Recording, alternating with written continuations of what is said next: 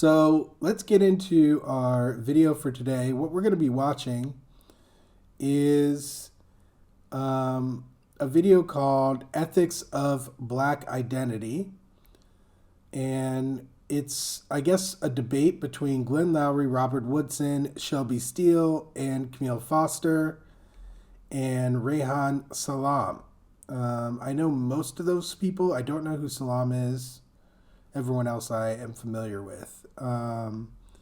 So let's go ahead and just kind of take a look. I'm sure they'll give us a little bit of intro about who each person is.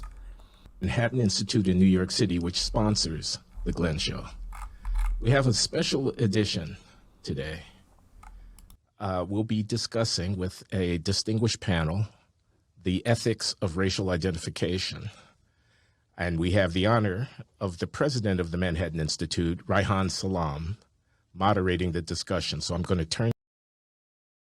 So the Manhattan Institute, and that's who Mr. Salam is. He's the director of the Manhattan Institute. So the Manhattan Institute is, well, let's just go ahead and look it up. I think it's worth doing that before we really delve into this.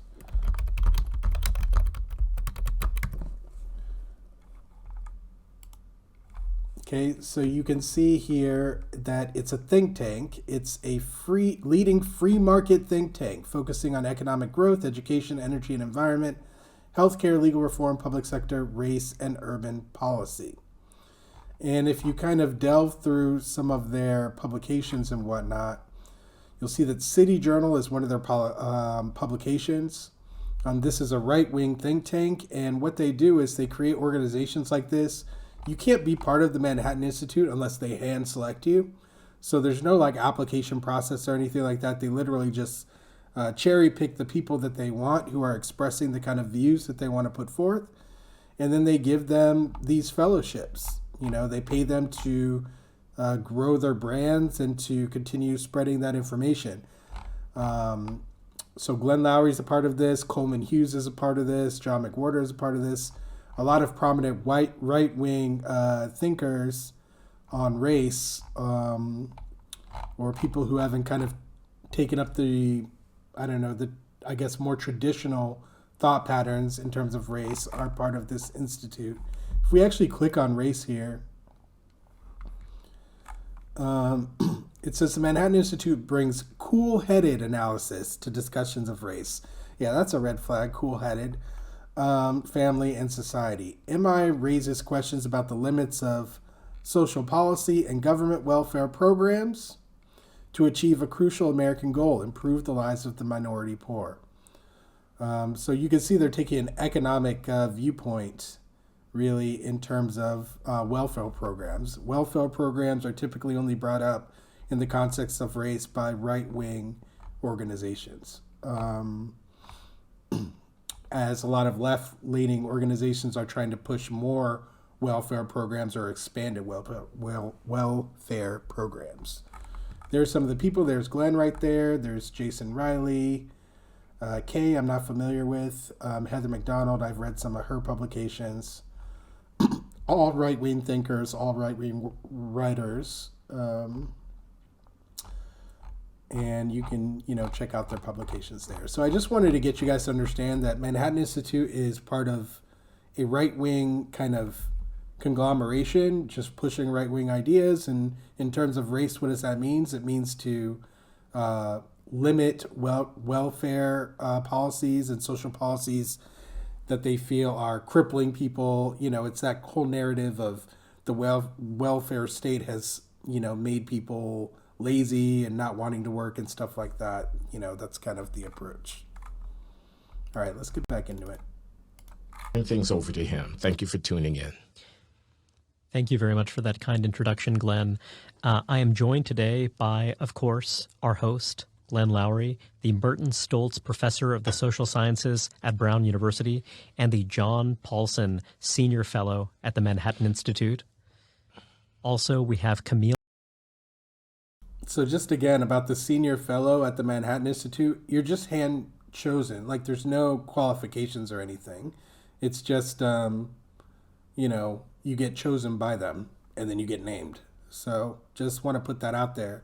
because maybe people think that means some kind of prestigious thing, but it's really just like they chose him. Neil Foster, founder and partner at Freethink Media. Bob Woodson, founder and president of the Woodson Center, and the Oster Senior Fellow at the Hoover Institution at Stanford University, Shelby Steele. I want to start by asking all of you to reflect on Black identity, what it means, why it matters, why it has endured, why it should or should not endure. And Kmele, I wonder if you could get us started. So I'm just going to give my quick thoughts before they give theirs on Black identity. Okay, so Black identity is something that was created out of, white supremacy, right? The racial hierarchy was created with white people on the top and Black people on the bottom. And through the transatlantic slave trade, right, where the slaves were brought to America and other parts of the world, and their culture in America, their culture was shaved off and diluted into nothing. They weren't allowed. People weren't allowed to speak their home languages. People weren't allowed to practice their cultures. You were simply a tool to work, and that's all you were. So the culture was completely destroyed. And the new culture that was kind of spurned out of that is Black culture, which really is just kind of our, the slaves and their progeny's collective experience of existing within that space as, no longer African, but not quite American, right? And so it's everything that has come out of that, the food, the culture, the cultural practices, the music, the clothes, all of it. And so that's what Black culture is, and it's expanded ever since then, right, to include the Black experience of all different immigrants, Black immigrants to America as well. So in terms of whether it should or shouldn't endure, I think that's the wrong question, personally. It's not about whether it should or shouldn't. I think ultimately most people can agree that these racial classifications, their origin is pretty evil, and that there was no scientific basis, there was no reasoning except for to dominate a group of people. So I think ultimately it's hard to suggest that we should hang on to those classifications based on that history. However, I do think it's the wrong question at this time. Like, there already is a Black identity, a Black culture, and most of it is just kind of, at this point in time, it's just it's harmless, I would say. I think most of it is pretty harmless, right? In fact, a lot of it gives people, Black people, a sense of belonging, okay? That we're all experiencing a toxic racial environment together. And that's what a lot of the Black experience is. It's an escape from that environment. It is a place where you can feel safe talking about the environment, where you can feel in communion with other people who are experiencing it. And as long as that's the case, and it most definitely is, that we are experiencing a toxic racial environment, one that has significant impacts on our life, I think a Black identity is useful. It's useful for those reasons mentally, for Black people. So that's kind of my perspective on it. Would love to hear yours in the chat. Let's see what these guys have to say about it. Right out of the gate with the controversy.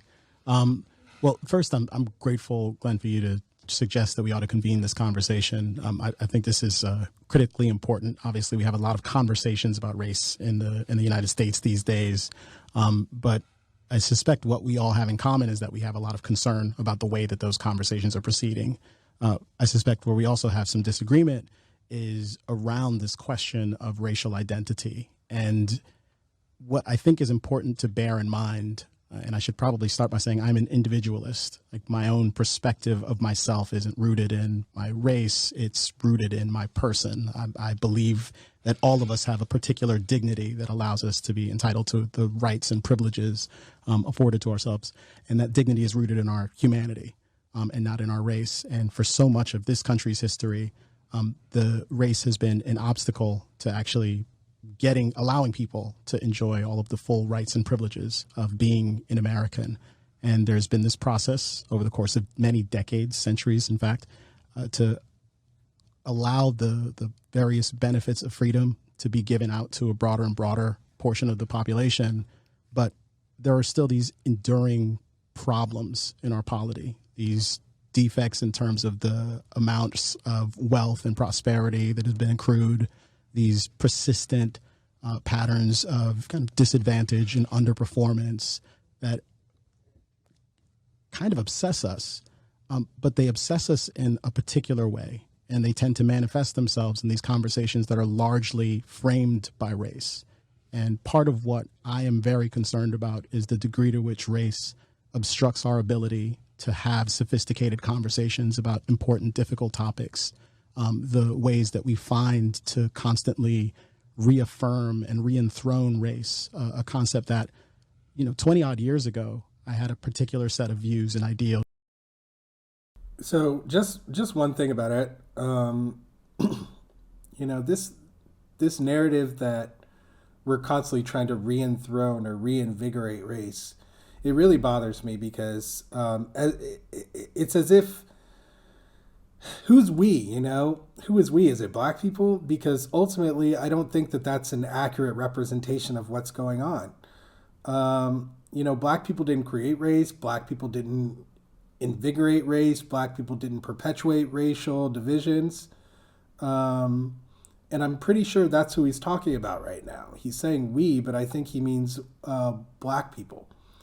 And so I think it's really important to distinguish what black Americans are holding on to and what white Americans held on to. It's just drastically different. And I think that if you're not going to make any kind of distinction there, you're not going to have a critical analysis of black identity and its usefulness or uselessness. About race that I suspect were pretty compatible with most Americans, these basic notions of kind of the content of your character being the thing that was important. And I suspect most Americans bought into that. But today, it seems that there is a very determined effort to recenter race, to make people think first and foremost about the role of race in society and in their lives, to race themselves, to capitalize the B in black. And I think that is an obvious move in the wrong direction. And I think part of what's enabled that move in the wrong direction. I don't know what he means by capitalize on being black. I have no idea. Is embracing a kind of notion of color blindness without really and full-throatedly attacking the taxonomy of human races. The very notion that there are these differences that ought to be regarded or even kind of formally or systematically or kind of casually ignored. I think we need to go a step further and we need to really embrace an ethic of regarding one another as individuals, which doesn't mean that we have to sacrifice respect for history or an appreciation of culture, but it does mean that we have to think very differently about an ideology that we've all been very steeped in for a very, very long time and perhaps. So, I'm mostly in agreement with what Kmele is saying, but I think his framing is off, in terms of saying that it doesn't mean we have to deny history in order to recognize, the reality of race. I mean, traditionally, in the race context, it has been coupled with the denial of history. So I think you can't just skip over that. You can't just, even though he's saying we can take into account history, he literally, in his narrative he's drawing here, he's ignoring history. And I think that's my number one problem with people who subscribe rather to the racelessness and, colorblind type of ideologies, because you really do have to ignore history in order to subscribe to those positions. He's doing it. I don't know if he knows that he's doing it. But yeah, like it has always come with denying history. When people try to say we should look past race, it always goes hand in hand with denial of history. So ideally, I agree that, like, you know, we should be trying to look past race, but ultimately, not everyone is at the same starting point for being able to do that. Not everyone is similarly situated in the hierarchy, which is still active. And so telling people that they should, you know, move away from a black identity when the entire world is still treating them as if they have a black identity, and that means something negative for you, what help does it do to you to deny it? You know, like perhaps engage with frequently without even thinking about. Bob, you've devoted decades of your life to community uplift. You've been a civil rights activist. You've been someone who's worked in primarily black communities to help them foster these ideals of mutual aid and what have you. It seems that black identity is awfully important to you, and the idea of collective black uplift is very important to you. When you hear Kmele talk about the idea of moving beyond race, thinking primarily in terms of individuals, I'm curious to hear your reaction. I grew up, was born in the Depression in a segregated South Philadelphia small community where 95% of the households had a man and a woman raising children, where elderly people could walk safely without fear of being assaulted by their grandchildren, never heard a gun fired, nor babies shot in their cribs. And so I grew up with this strong sense of being in a secure. But at the same time, whenever I went to the movies and saw people having fun, they were always white, traveling places, eating food. And so there was just conflict between the reality of what I was living and what I saw. And then when I was able to leave and get involved in the civil rights movement, I ran into a conflict because many of the challenges that the civil rights movement, I departed because it really sought integration and not desegregation. And when they were seeking forced busing for integration, I was against it, and which made me a pariah, because I believe the opposite of segregation is desegregation, not integration. And the very fact that we failed to distinguish a thing means that anything is all black is all bad. And so I believe that racial identity is critical. That's why I embraced the Black Power movement that I know that Shelby challenges. It morphed into something not helpful, but we must also look at its contribution. Civil rights movement never dealt with personal identity, nor did it stress upward mobility and independence. The civil rights movement, the Black Power movement, assumed equality and sought the opportunity to pursue it. And so I think that that it is important to be agents of your own uplift, and we should instill in our people that you can be intricately involved with your own race. At the same time, we can be a part of a larger ethnic group too. In other words, saying that you're pro-black doesn't mean you're anti post-racialism. I think the two can coexist. To be honest, I'm not really understanding what he's trying to get at there. Like, they are trying to set up some kind of dichotomy, like as if you are pro-black, it means something else that I'm not like quite getting. But yeah, I don't think that there's any conflict there with, yeah, I just don't understand the conflict. Maybe somebody out there who's listening does, but I'm not sure what conflict he was trying to resolve in his statements there.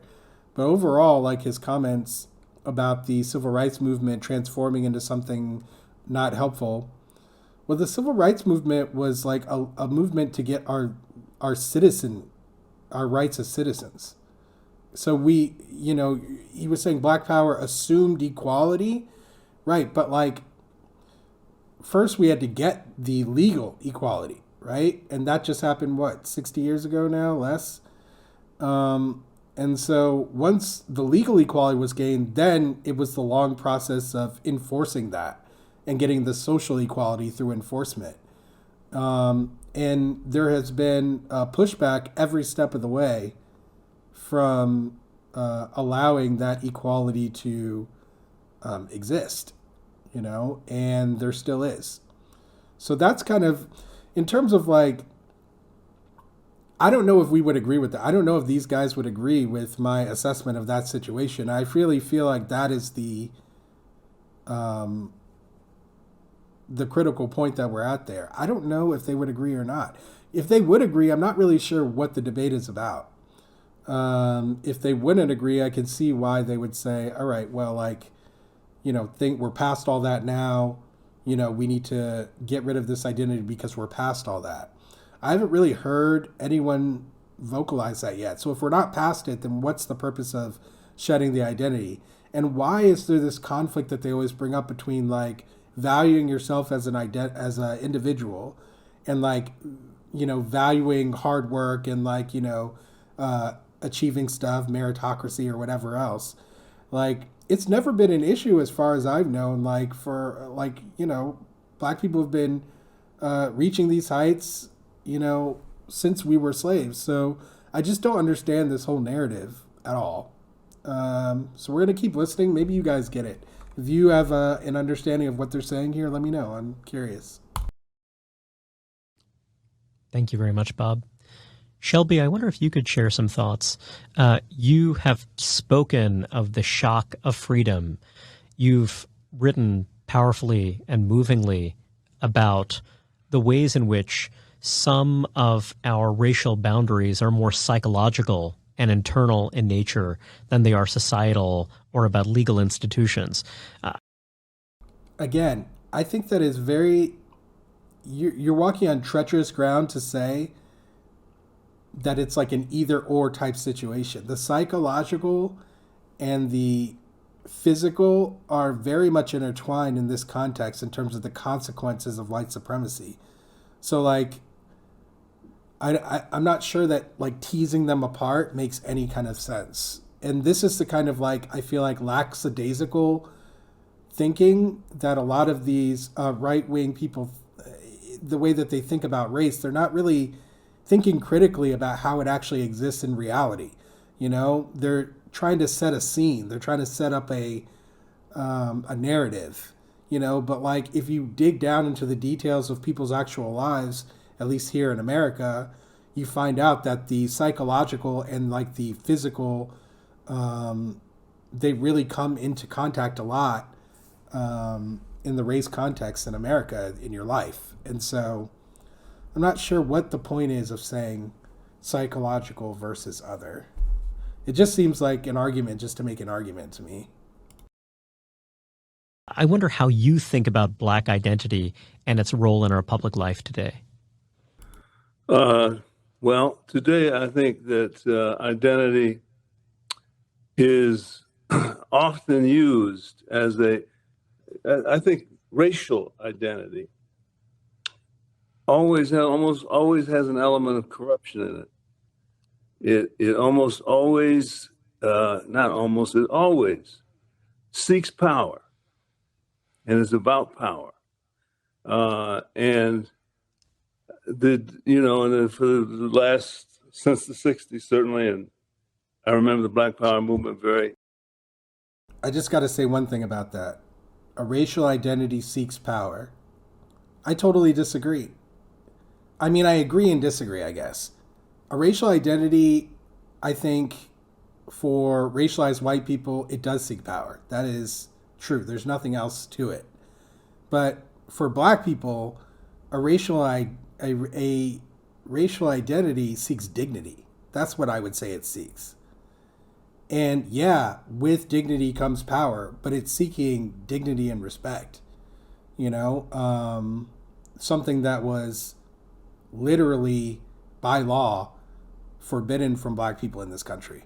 And so, I think, again, we're not really getting into the details. It's like painting with a broad brush, some kind of a narrative. I don't really love it. Let's keep going, see what else they have to say. Very well. None of us were really black enough. You were always trying to be blacker. And I love Richard Pryor's joke, black was his poem, one word. And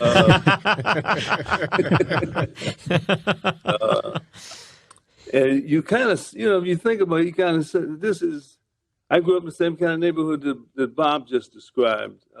And there was family life, and there were fathers in every house. There was, schools were terrible, but they even began to resist that. And there was a real fundamental human coherence that we shared with all other people. I remember my father asking me in the 60s when I was into Black Power, well, what is identity? I haven't really answered him well yet. He's born in the South in third grade education. If he doesn't know what the Black identity is, I don't know who would. I think we use it for, particularly today, we came to use it in the 60s as a kind of symbol of victimization. So when you were Black, you were a victim. We put into place this idea that to be a strong and a down brother and sister, you had to be fighting and protesting racism. And it implied a kind of political activism, the Black identity. And to some degree, I think that made some sense there, because identity is always defensive. It's always defending against some larger force. So, I hate that. Yeah, like I agree. It's true. Like, identity is. I don't think it's right to say identity is always defending, because it's just not true. Okay, sometimes people have to defend their identities, sometimes they don't. Okay, that's the whole point. So that not everyone's on a level playing field in terms of identity. I just don't understand how we can pretend like that's not the case, or if that's not what this person's saying, I really don't know what it is. In the world. And so that's what it was in the 60s. And I certainly was involved in it to a degree, but quickly grew out of it. You grew out of it is very telling. How do you grow out of like a movement for your own human dignity? What is that? What does he mean? Grew out of it. He realized that like he was beyond it or something. We're talking about the 60s here, guys. Like, so it's not like we're talking about now. I'm really curious about what he grew out of the movement means. I wonder if he'll explain. You could begin to see that it really wasn't going anywhere. The problem today, I think, the problem we face as Black Americans is not racism anymore. There's no doubt some racism out there, but that's way down the list of problems that we as Black Americans face. I think that it's easy to say that, from his office there. I don't know what this man's life is like or has been like over the last 40 years or so, or any of these men's. I could see a lot of them nodding when he was saying that. I don't know what gives him the belief that that's true, that racism is far down the list of issues for Black people. That's not my experience. That's not the Black youth who I teach, even the older people who I teach at the community college. That's not what I hear from them. That's not what they would not agree with that. So, yeah, it's very interesting. I wonder how he can justify that. And to still worry about our identity in terms of our history of victimization and protesting and fighting for blackness, that proved to be a kind of wasted effort. It didn't lift us up. It confused us. It made us think race is really meaningful when there's really nothing to it. It's a void. It's empty. It's something people go to when they want to do something a little nefarious. If I try to sell you that I'm black and so forth, and therefore let's make a deal over here, is the way it goes. Our black leadership today is pretty much entirely devoted to precisely that use of identity as a wedge, as leverage to gain power and money, and to get organizations and universities and so forth to give us things. I agree with that, but I feel like he was saying that with like some kind of a negative connotation when that's like how our country works. Like I feel like he's about to say that that's not what we should be doing, but that's like literally what everybody here is doing. So we just have to do it more because of the historical legacy of racism. So I'm not really sure, again, where we're going here. Well, my sense is that our great problem today is not victimization and racism, but freedom. And we've used identity because we're afraid of freedom. Freedom is a fearful, awesome thing to have to face up to, particularly after you've been through 4 centuries of oppression. And have really very little experience with anything remotely like freedom. But freedom is demanding, and it asks everything of you. It makes you responsible for yourself in ways that are always going to be difficult and challenging. And so, if you don't do well, you don't know how to proceed down that path. And we as blacks didn't in the 60s. How can you come out of 4 centuries of oppression and know precisely what to do? It's taken us 70, 80 years now to begin to really think about let's look at our real problems. Okay, so I want to acknowledge that I do think there's something to this in terms of whether like black people coming out of bondage, coming out of an oppressive system. I mean, not coming out of it, still being within it, right? But like not having the law as, not having the foot on your neck as hard, or, Malcolm X, the blade 3 inches out, a 9-inch blade, 3 inches pulled out. But like, he's ignoring that part. He's ignoring that through that process of trying to learn responsibility, what people found is that this idea of freedom that they were supposed to have was illusory. That's what happened.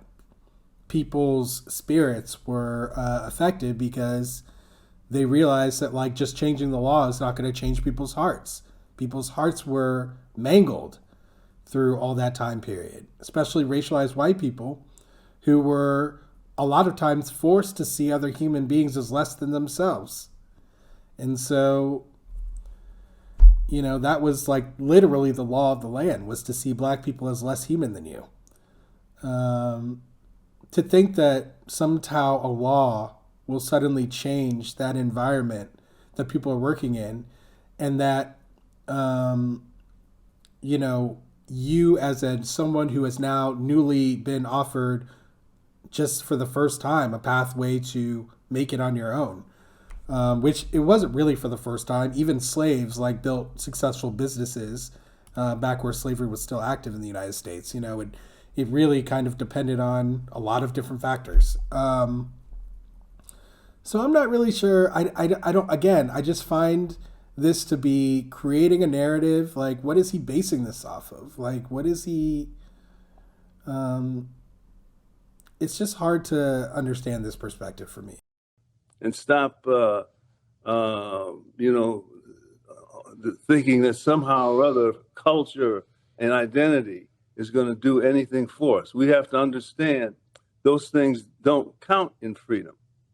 What counts in freedom is all that boring stuff, really difficult, demanding values, hard work, family life, responsibility, same things that work for all human beings are the. Again, there shouldn't be any distinction between a black identity and those things he's listing. To be honest, it gives me PTSD back to when I was 6 years old and a kid told me I wasn't black because, I got good grades because I was respectful to my teachers, because I wasn't in a gang, etc. I understand that division has existed in some people's minds, but it's not so all-encompassing, I feel like, that, like it stopped people from, well, I don't know. It did stop some people from achieving, so I don't know. That's definitely one aspect of it that I agree with. I agree that there are psychological consequences to being on the bottom of a tyrannical racial hierarchy and having existed like that for generations and being raised by people who were living under the thumb of it. Yeah, but in terms of its relationship, exactly, Trey, to freedom, it's very confusing. Yeah, totally agree. That's a good point. What is the relationship to freedom? I don't know. The only things that are going to ever work for Black America.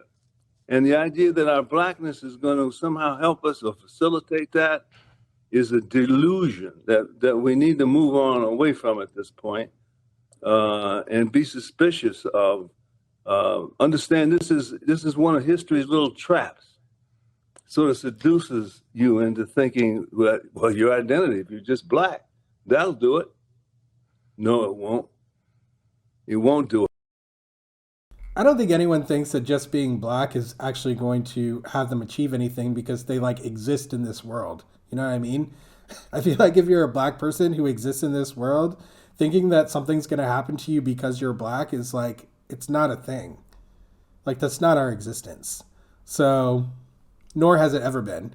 So that's a very confusing point that he's bringing up there, that he's concerned that that's what black people are thinking. I mean, I literally teach black people. I've been teaching black people for almost 2 decades. I've never encountered that. So, yeah. And of course, all the statistics that we are all aware of prove that we're behind in almost everything of meaning in American life. Well, that's identity, because identity is not it's not a muscle, it's not an active force. It's an avoidance of the challenges of freedom. Anytime I hear anybody I mean, I don't think anyone would describe identity as an avoidance of the challenges of freedom. I think that's delusional. That's made up. That's just completely made up. So, yeah, that's not what identity means. I see that that's what he thinks it means. I don't know how he came to that conclusion, but it's interesting. Glenn, you've informed how the world thinks about ethnicity and social capital. One observation you've made about Black Americans and the persistence of identity is a deceptively simple one. It's that if there were no barriers to intermarriage, if there were full integration, you would not see the persistence of a distinct identifiable group with its own form of vernacular English, with its own cultural practices. When you're looking at Black Americans, and indeed many other groups as well, there is a real persistence there that is a force that affects outcomes and social life, affects the distribution of resources in society and much else. All right, y'all, listen. Yes, that is all true. But notice how the focus is on Black identity, right? We're in the race context. White identity has dictated those outcomes. I mean, it's not even a comparison to how much one community has dictated the outcomes over the other. I feel like the whole idea of a racial hierarchy has just been removed from this conversation. They stuck a syringe in there and they just pulled it out. And I feel like, what's the point of this conversation if we're not going to acknowledge the racial hierarchy, and the history of the generations long history of it. Otherwise, what are we talking about? This is an empty conversation a little bit from my perspective. Let's keep going. One way that I think about this is that the force sustaining that distinctiveness could be status or it could be stigma, both forms of it. So think about Jewish Americans, for example. Here is a group where, large numbers of Jewish Americans outmarry, but perhaps less than you'd expect if they were just another European ethnic group. That could be because this is a group where there are valuable goods. There is a kind of community-specific social capital that exists there. There's an attractive pull to remaining part of the group. But you could also say that in some contexts, in some environments, it's part of stigma. That partly it's because of the persistence of anti-Semitism. And as Shelby was saying, that desire for some kind of defensive mentality. We are going to support and sustain our community that is under threat. When you think about the persistence of Black identity, I'm curious how you think about it in the context of status and stigma, how you think about it in the context of the rewards offered by belonging to this group with a rich and distinct history and culture, versus the extent to which that distinctiveness is driven by discrimination from the outside. Yeah. First, let me say, I have great respect for the positions that Kmele and Shelby have given voice to, and I certainly agree that, the long-term end game here has to be one in which we envision, if you will, the abolition of race or the transcendence of race. Okay, so very rare agreeing with Glenn's beginning here that he takes a long view on that the long-term goal is the transcendence of the categories of race. So that's good. I agree with that. That is a long-term goal. So we'll see what he talks about for the short term. I don't want an America 100 years from now or even 75 years from now in which we're in these silos based upon something that's relatively superficial that doesn't really define us. On the other hand, I think that, if I say the Black church, that's a meaningful thing to say. Not merely as a matter of, the whites won't let us sit in the pew, but as a matter of there's a foundation here. There are generations of cultural and spiritual rootedness here. There's a narrative in the Black church. There's music in the Black church. There's power in the Black church. It reaches people. It's meaningful to people. If I say the Black family, if I encourage people to adopt orphan children who are Black based in part upon a sense that the Black family needs support, that we need to pull together, that's a way of mobilizing people on behalf of a social good. It's an affirmation. So whereas the race hustlers, and they are plentiful, will strategically deploy, just as Shelby has said brilliantly and more than once in his books, they will play the race card. They'll use race as a dodge, as a power-grabbing move. And we could give many examples. Whereas that's certainly true, and it is something to be objected to strenuously. It's bad. It's bad for even Black people seen as a collective, but it's bad for our country, and it's taking us in the wrong direction. Whereas that's certainly true. The collective action problem, how do you get people to pull together in the same direction on behalf of goals that none of them can achieve on their own, requires some kind of narrative. Think about the role that national. So I just want to say that everything that Glenn has said so far, I agree with. Plays in the construction of collective goods in the welfare state or on behalf of defending the country against external threat. People are called based upon their sense of fealty and connection to the country. We are Americans. We're not citizens of the world, although we are citizens of the world, of course. But we're not only that, we're Americans, and that has meaning to us in terms of our history, our culture, our narratives, and our self-definition. Likewise, we Black Americans in the 21st century the descendants of those who had been enslaved and who labored to become fully equal citizens. There's a story there. I want my children to know that story, among other stories. I don't want that to be the final word. I don't want that to be their defining, if you will. Here's a suit of clothes adequate to the task at hand. Before we get into his suit of clothes here, just look at where their concern lies, right? Racism is such a small problem that we don't need to talk about it, but race grifters who are harming America is something we need to focus all our attention on. I don't think anyone can reasonably justify that perspective. It's just not justifiable. Like, he's like, oh, we could think about tons of examples. Well, any tons of examples you could think of about race grifters, there's got to be like thousands more of people actually experiencing racism. So like, why is racism such a small thing that we don't need to talk about, but like people leveraging a black identity to gain power? Like, we have virtually no power as a group in this country. And he acknowledges that. So like, where's the danger? Why are we identifying the danger as being contained within black identity? It just doesn't make any sense to me. I'm not saying he's not calling on valid concerns, you know. I do actually agree with most everything that he said so far. But it's very telling that that's their focus. That we wear lightly, not that we wear as a shroud, that we wear with the ability to take it off and to stand outside.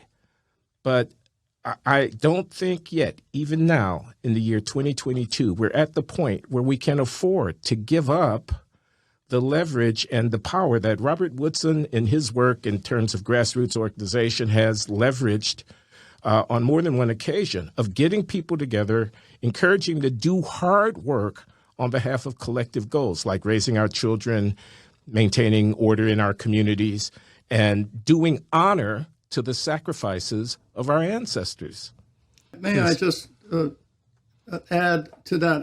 I agree with Shelby, but I think the reason that this debate got going is because of our request of Shelby to sign the letter supporting Clarence Thomas, and he objected because we were all black signatures. And I think it's because this was a tactic that we were applying. It wasn't a philosophical statement we were making that the white elitist left has appropriated the wounds and suffering of black America and weaponized it against the values of this nation.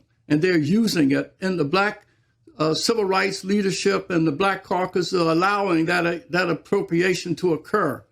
And so they're using it to say in the name of black people. So since they attacked Clarence Thomas in the name of black people, we thought that the messengers pushing back against that should be black. That's why we came together as blacks to write this letter. And as a consequence, it's got about 25 different organizations, most of them black, who published it and gave it some publicity. We've got to look at this letter. We've got to find out what's in it. So white progressives do not have the moral authority to excommunicate a black man from his race because they disagree with him. What in the world?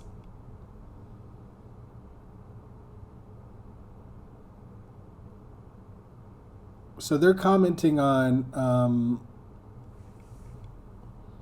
white progressives. I wonder who they're talking about specifically. White progressives. I don't like that. And those, regardless of background, who join in the charade or remain silent are guilty of enabling this abuse. We, the undersigned, condemn the barrage of racist, vicious, and ugly personal attacks that we are witnessing on Clarence Thomas, a sitting Supreme Court justice. Yeah, they were, I mean,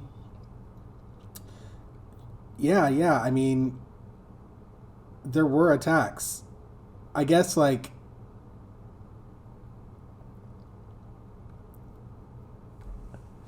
don't get me wrong, like, I do agree with what they're saying, but again, it's like, why? I guess I can't understand why they're saying it. Racist attacks are commonplace. Clarence Thomas is a sitting Supreme Court justice, but he's actually, the values that they said were so important to freedom, he has not exemplified them. And that's why those attacks came.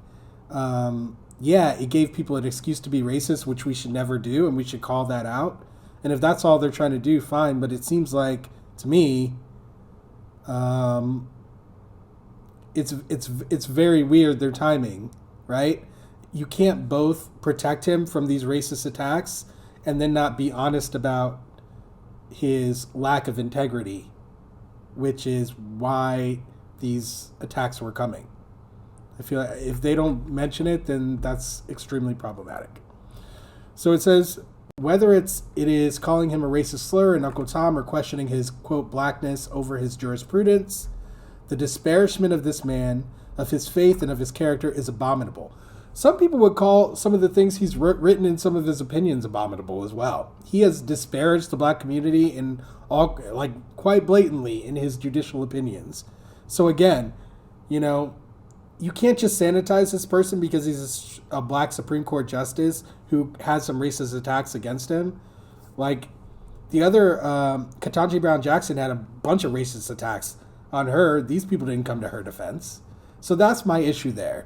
Not that they're not pointing out something real, but because this is a political move. It's not, has nothing to do with black identity, has nothing to do with protecting Justice Thomas's blackness or anyone else's. It's just a political move. That's it. So they can come on this show and be like, this is what white progressives did, this is what we did, and that's it. There's really nothing else to it. Regardless of where one stands on Justice Thomas's personal or legal opinions, he is among the pantheon of black trailblazers throughout American history, and is a model of integrity, scholarship, steadfastness, resilience, and commitment to the Constitution of the United States of America. Well, that's exactly what was at question.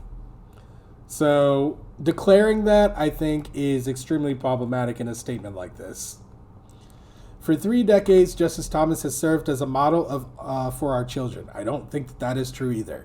He has long been honored and celebrated by black people in this country, and his attackers do not speak for the majority of blacks. In fact, they might. We don't really know that. These guys don't speak for the majority of blacks either. So we don't know. No one speaks for the majority of blacks, really.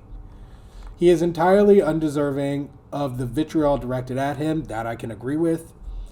Character assassination has become too convenient a tool for eviscerating those who dare dissent from the prevailing agenda, especially when it is a black man who is dissenting. Yeah, that's not what's going on here. He is not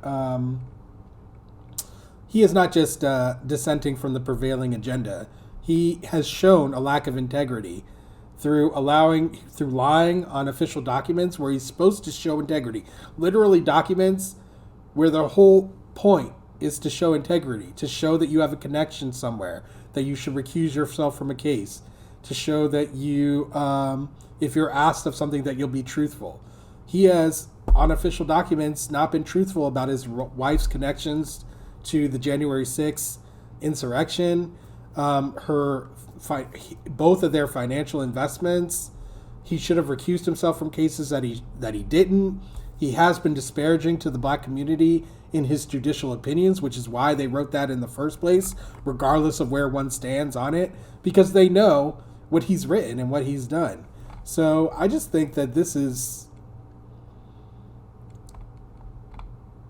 I'm not saying there's no point in it. White progressives did think they had the moral authority to excommunicate a black person from being black. You could see it on social media. It's a thing that happened. But we need to be very careful about what's happening on social media and what happens in real life. Now, this also happens in real life, too. Someone tried to do it to me, tell me that, I wasn't being the right kind of black or whatever. So I know that it's a thing that happens. I just feel like this is extremely hypocritical, because what they're doing is they're trying to say they are actually using his blackness to shield him from his lack of integrity. They're actually doing the exact thing that they're claiming is problematic, but in reverse. Or no, actually the same exact way, right? They're using his black identity as a shield from, what they would call the values of freedom or whatever. It's kind of sick.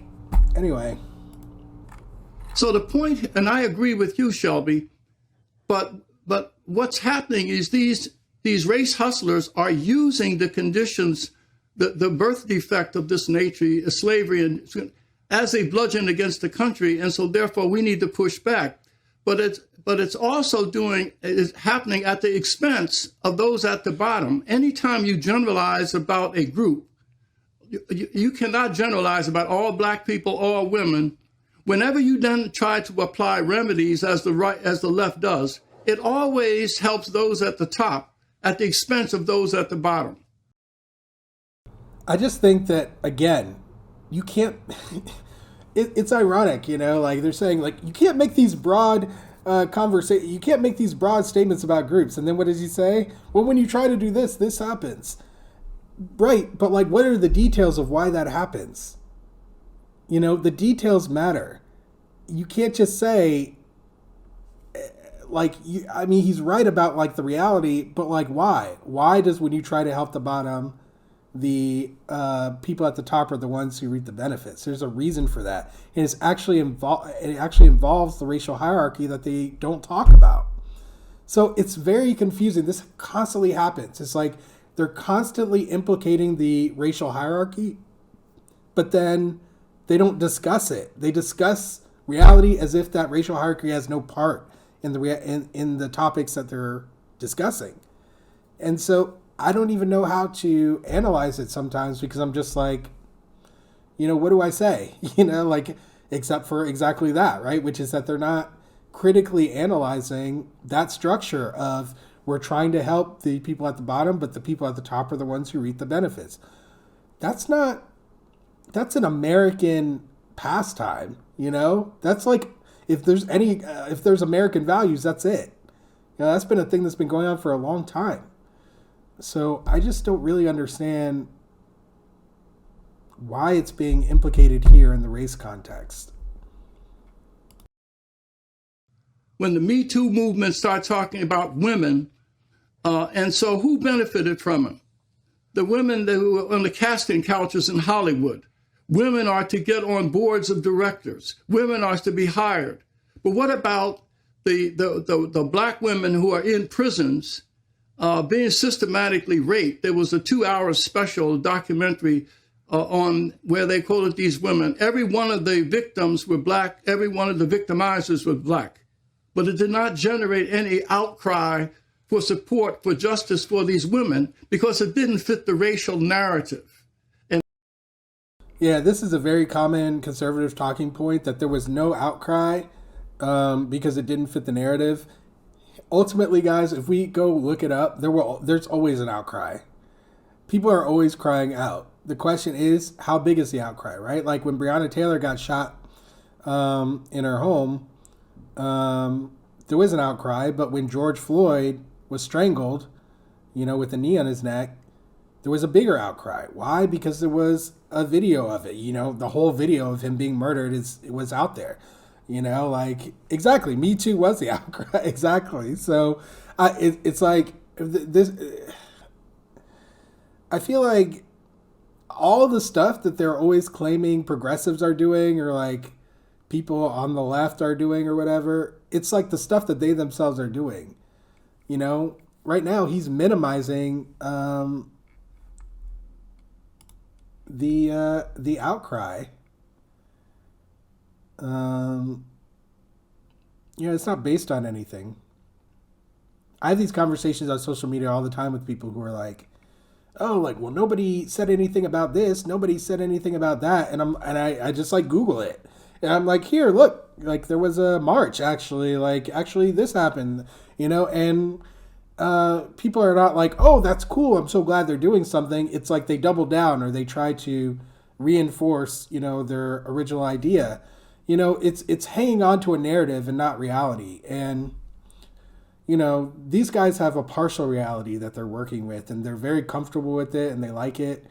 I'm interested in the truth, and this is only like part of truth, and it's not even that big of a part because they're not analyzing reality appropriately, you know, with all the pieces. Part of it is a tyrannical racial hierarchy. That's part of the pieces of reality. And if you're going to pretend like that doesn't exist anymore, if you're going to pretend like it has no influence on how people act or react, if you're going to pretend like somehow there's some kind of disparate American culture from the racial hierarchy and that they're not intertwined indelibly, like, I don't know what to say. You know, like, there's no conversation that can be had. No good one anyway. Yeah, like, movements get co-opted, right? That is the things that happens, Trey. And we see it happen all the time, you know? I mean, people saw, what's her name? Just gave up speaker, Nancy Pelosi, you know, and company donning their African apparel and kneeling, you know, after George Floyd. You know, these kind of performative things that don't make any difference, you know? If they wanted to do something, they could have made a concerted effort to get the George Floyd Policing Act passed so that stuff like this doesn't happen again, and other injustices that activists kind of jumped on this act to try to get the things that they've been working on this whole time. Probably that this gentleman would say, you know, no one's putting up any concerns, but there are people who are just waiting for opportunities to get policy and get laws passed so that things are reformed and changed so that people are not getting hurt and killed. But ultimately, they weren't able to get the George Floyd Policing Act passed, and people are still trying to get it passed to this day. Literally nothing happened, you know, so their kneeling was very performative. It was meaningless. They didn't, you know, make it a priority to support that act, and so it didn't happen. So yeah, movements do get co-opted, things happen, but I feel like we need to be careful in terms of like the mechanisms by which things happen, you know? Anyway, let's keep going. And that's how, in your understanding, how race is being used to really disadvantage people who are poor and black. And so I agree with you that we can't. That's how race has always been used, right? That's how race has always been used. So I'm not sure what point we're making here. Can't allow it to happen, but our use of it, we have to be strategic. There are times, as in the case with Clarence Thomas and others, we must come together to push back against the black left who are misusing race, but we also should concentrate on, we're doing this in the service of eliminating race so we can concentrate on the real crisis facing this country, and that's the moral and spiritual freefall that is consuming low-income people and others.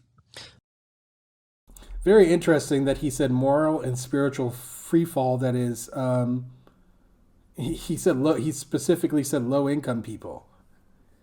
I mean, look at Donald Trump, y'all. Look who we just elected president. It wasn't low-income people who elected him president. Shouldn't that tell you that it's not a low-income issue? Also, why don't you think that dehumanizing people to the level of thinking that they're literally cattle, don't you think that that would have an influence on the moral and spiritual upkeep of the nation? I just found that very interesting. Let's keep going. Shelby, Well, I wonder if you can, please. I mean, I agree with 99% of what you said. Well, maybe 89. 2 strikes, not 3. Or 2 cheers, not 3. But my feet, after wrestling with this for a lifetime, my feeling is very simple. Race is absolutely, always, with no exceptions whatsoever, poison. You can't understand it if you don't understand poison. And what you say there, for example, that, well, a little bit of poison over here is okay, and a little bit, and you start to make distinctions. I want to see some white people support the media being fair to Clarence Thomas. I want them to on a human level. There were plenty of white people on social media when he was getting those racist attacks, calling them out. There were plenty of black people calling out the people giving those racist attacks. So, again, I think we need to be clear that this isn't, there was like a wave of, it wasn't just progressives either. There were plenty of white conservatives as well who were using racial language in terms of Thomas when really, his lack of integrity was at issue. His lack of integrity is the word, was at issue. It wasn't his race. So people did call them out. That's what I saw anyway. By using race to attack Clarence Thomas, that's the evil. That's the poison. And a group, I certainly want them to treat Clarence Thomas in the right way, but not by committing the same crime, not by using race all over again now in the name of the good rather than bad, but using it all over again. It's dangerous. It's none of us are smart enough to find a good, effective, morally clean way to use race. It's always a little dirty. And that dirtiness, over time, envelops the whole institution, whatever it may be. It's poison. Sometimes. Honestly, I agree. I can't say I don't agree with that. I do agree with that. I do agree that it's poison. It was poison from the start. It's poisonous. Yeah. I don't like the way he's saying it here. I don't think it's helpful, but it is true. I used to tell people that I look at race like a virus because that's how it acts. And ultimately, yeah, just like Glenn said at the very beginning of this, we're going to have to let go of these racial categories if we want to move forward. But the question is, how can we do that? And ultimately, these guys are not interested in the answer to that question, because if they were, they would have to reckon with the reality of the imposition of a tyrannical racial hierarchy that was enshrined into law by the government. That's what you'll have to reckon with. They never do, ever. And so that's why this conversation never goes anywhere. It can only go somewhere from that point. Sometimes the venom of the snake has to be used to develop the antivenom. Sometimes. Well, it's not obvious that that's necessary here. I mean, I want to just say that I recognize all of the goodwill in the conversation, and I recognize a lot of the extraordinarily hard work that's been done. Bob, the work that you've done with your organization is laudable. And I don't take anything away from that by adopting the perspective that I have now with respect to race. I would have to say that I stridently agree with Shelby, though, that there is a very real sense in which I think it is impossible to divorce a concept, a notion like blackness, for example, from the toxic milieu that it was forged in and the purpose that it was forged for. It was meant to divide. It was meant to dehumanize. And there's a very real sense in which a lot of that ideological baggage is always carried along with it, however we deploy the concept. And I greatly appreciate as well, Glenn, your rousing speech encouraging us to support one another's families and to come together to find terms upon which that we can come together and agree to work towards some common purpose. But I think two things are also two related things are true that relate to that. One is that it is entirely possible to forge those bonds in other ways, and in deeper, more meaningful ways, I think. Local communities are largely the ones that are actually bearing the burden of suffering through, the spikes in crime, and not kind of black people corporately. I think there's a lot of senses in which, especially I think the point, I can't remember who made it a moment ago, about all of the benefits that accrue to people kind of at the top of the pyramid when you have a racial reckoning and a couple of people move up a couple of offices, and they were already making several $100,000 a year, and now they're making $500,000 a year. And it's great for all of them if you can launch your new DEI business or get some new government contracts, but it does not help people at the lower end. And thinking more specifically about the kinds of problems, more practically about the kinds of problems we're trying to address, having a much higher resolution is going to require us to get beyond the confines of race. I disagree. I don't think that you need to get beyond the confines of race in order to get at the root of the problems. Like, you don't have to ignore race when you're dealing with the problems in the black community. You just don't. I don't know why that is a perspective. These guys, think about it. Have they talked about any of the problems? Like, what problems have they brought up? All the problems that they're bringing up and discussing right now are centered on black identity, right? I know that's the topic, but, you're not talking about other problems. You're just vaguely talking about stuff. When I did my panel discussions, the intersection of race and education, the intersection of race and tech, we delved into the issues. We talked with people who were in it. That's not what these guys do. They talk to each other about it, and then they don't do anything about it. Like his organization, the organization they keep mentioning, I did some research on it, and I can't remember everything that I found at the top of my head right now, but it just reflects a lack of true care, I would say, to me. And so I think that's what this whole conversation reflects to me. A lack of true care. It's like people who talk about caring, and there's plenty of progressives who do the same thing, but I don't know. It's just like a little bit more annoying here because like the people they're talking about who are on the upper echelons making X amount of money and then they move up and that's supposed to be progress. It's like them. Like they're talking about themselves. So it's just I don't know, it's annoying. The disparity that interests me isn't the disparity between white kids and black kids in elementary school. It's not the disparity between white teenagers and black teenagers in attaining acceptance to top flight into universities. It's the disparity between children who are succeeding and children who are not. It's the fact that we recognize the success sequence actually gives us the keys to what's necessary to succeed. And there is no way to unrace yourself and to take advantage of the benefits of rightness to kind of put things in the way that someone. Does anyone know what he's saying? The benefits of rightness? Like, he said something about, hang on, let's go back.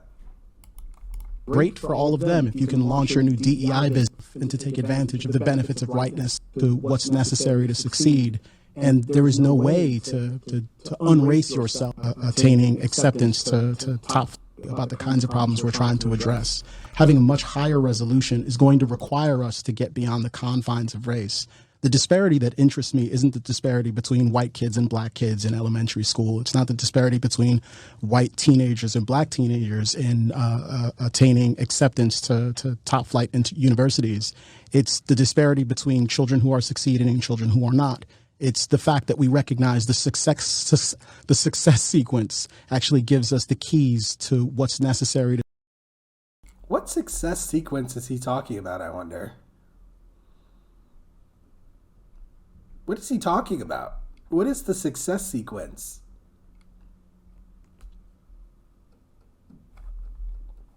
I'm very confused about that. To succeed, and there is no way to unrace yourself and to take advantage of the benefits of rightness to kind of put things in the way that.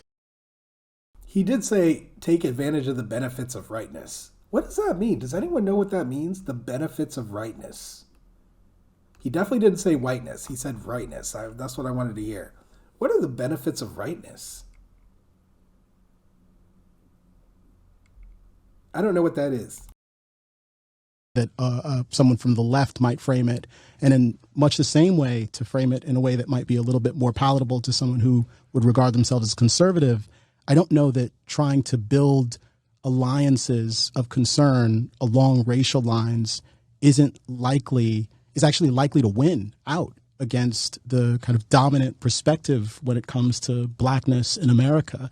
I think we actually have to have a more ambitious goal and strategy, and to have a higher resolution approach to thinking about problems and talking about problems. I want to underscore something here. I'm struck by the fact that actually, among the four of you, there's actually a fair bit of agreement about what we see as an attractive moral outcome over the very long term. I think that all of you agree that being seen as an individual has value. But one thing I detected both in Glenn and Bob's remarks is this idea that there are certain kinds of sacrifices that are appropriate to make in the name of solidarity. That is, one version of your sensibility, Kmele, and this will be ungenerous, but I'm curious to hear your reaction, but also Glenn's, is that essentially what you're saying is that we live in a much freer society now.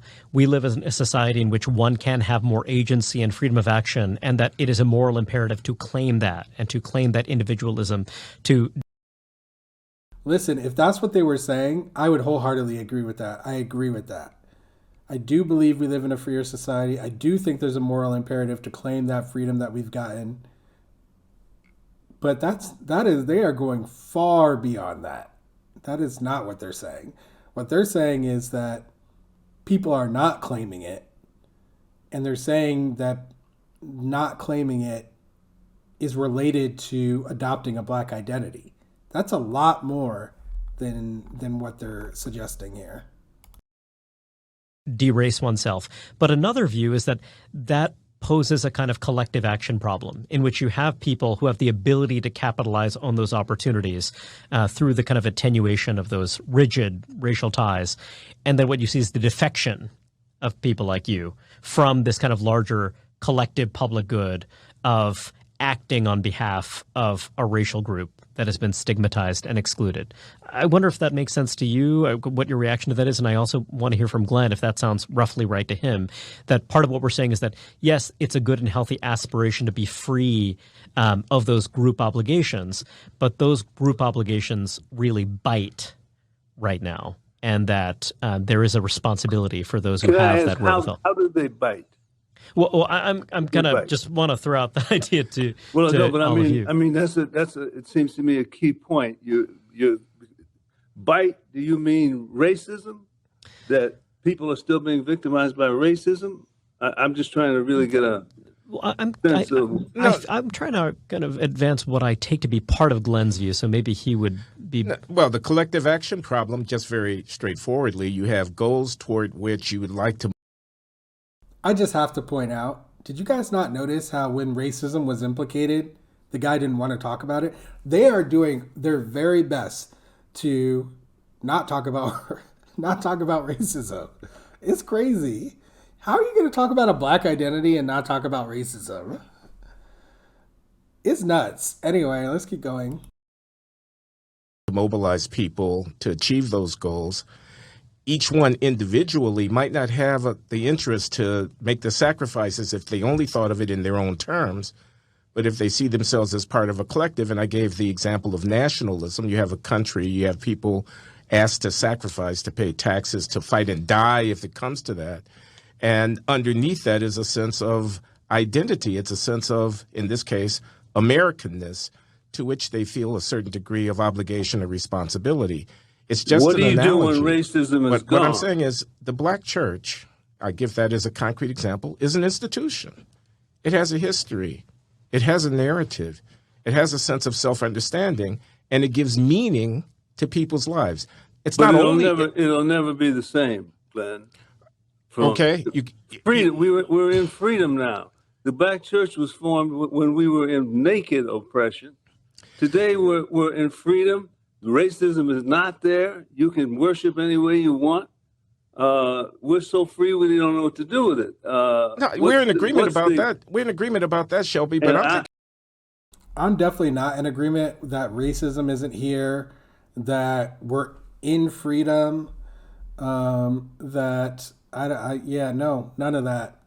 That we don't know we have so much freedom we don't know what to do with. I don't agree with any of that.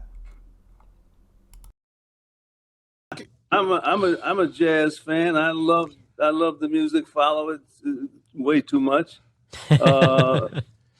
because it's to me a rare, magnificent creation. It does come out.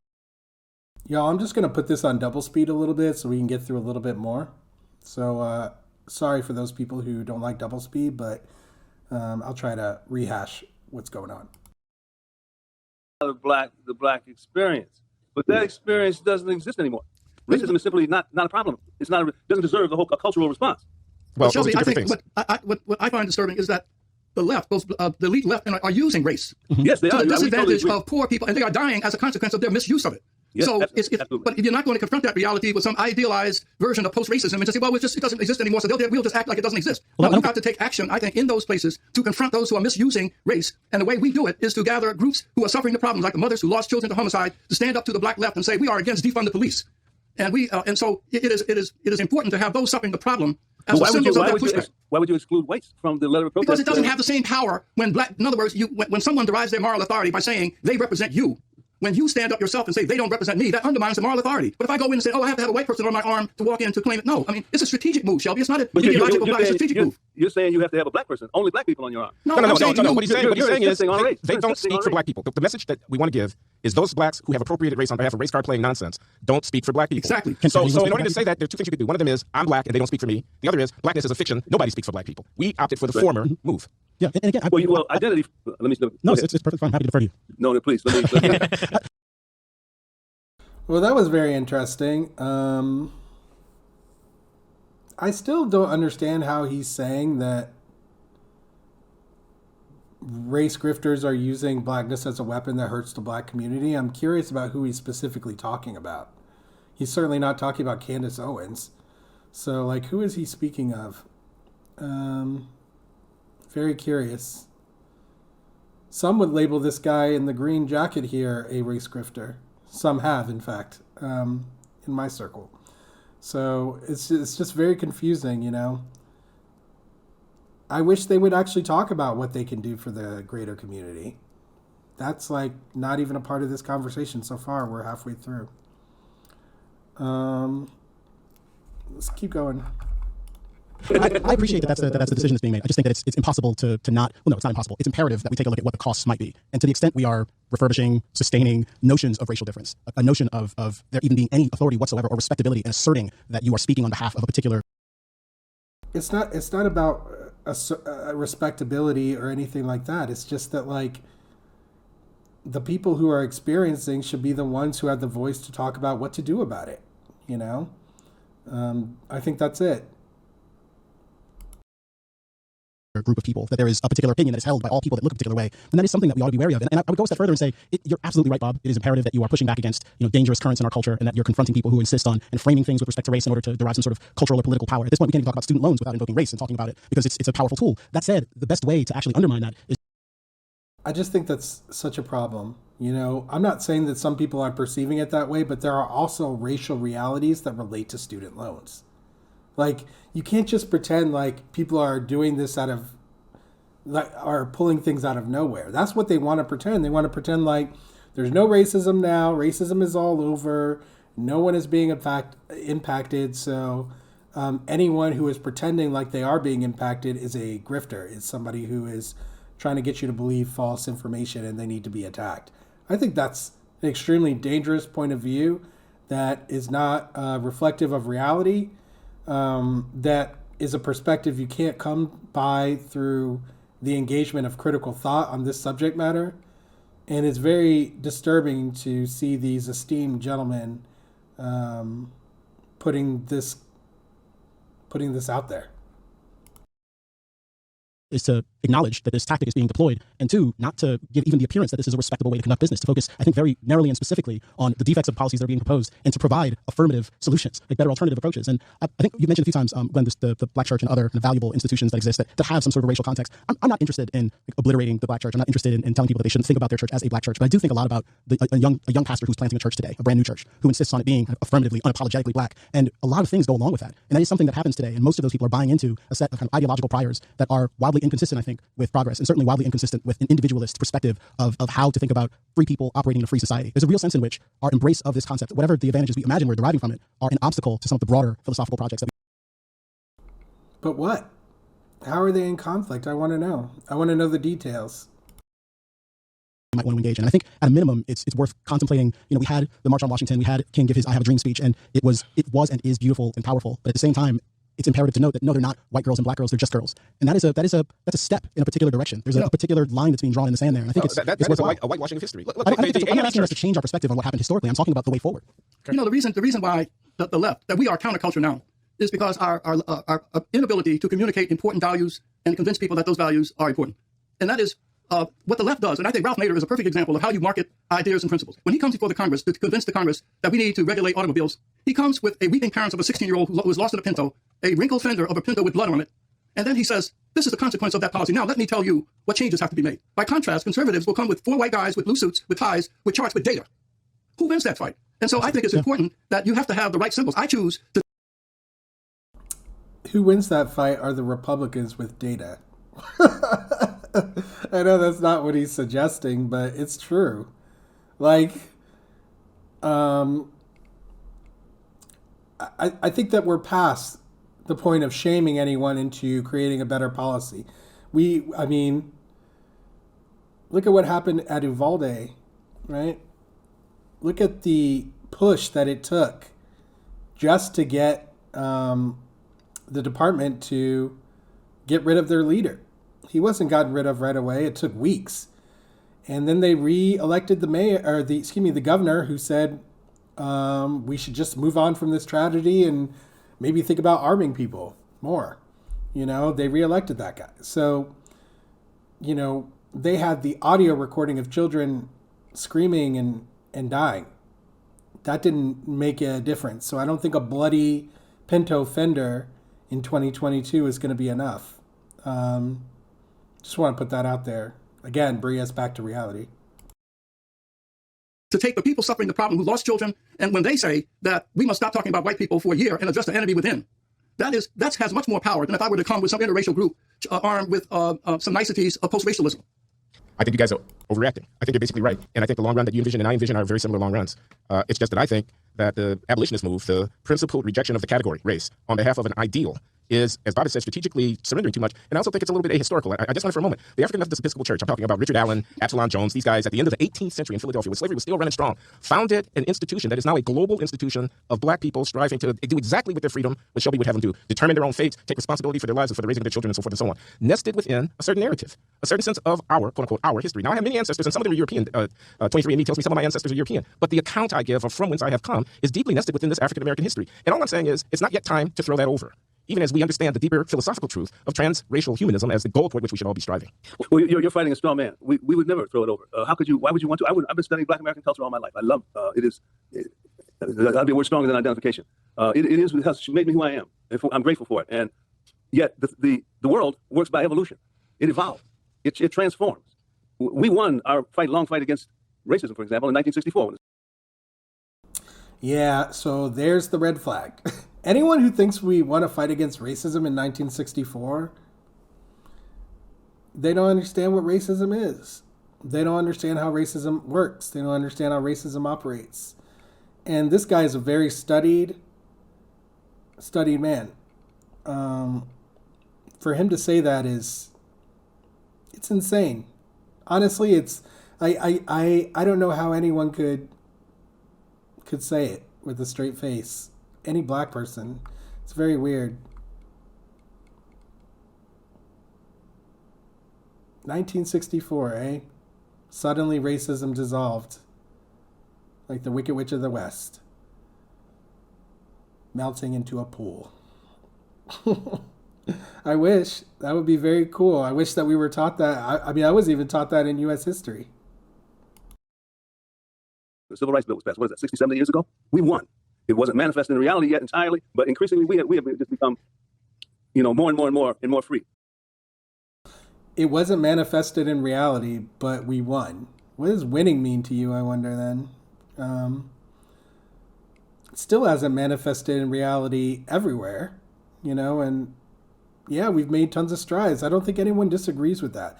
I just hate using that as a justification for why we should then act like racism doesn't exist or that it doesn't influence people's lives.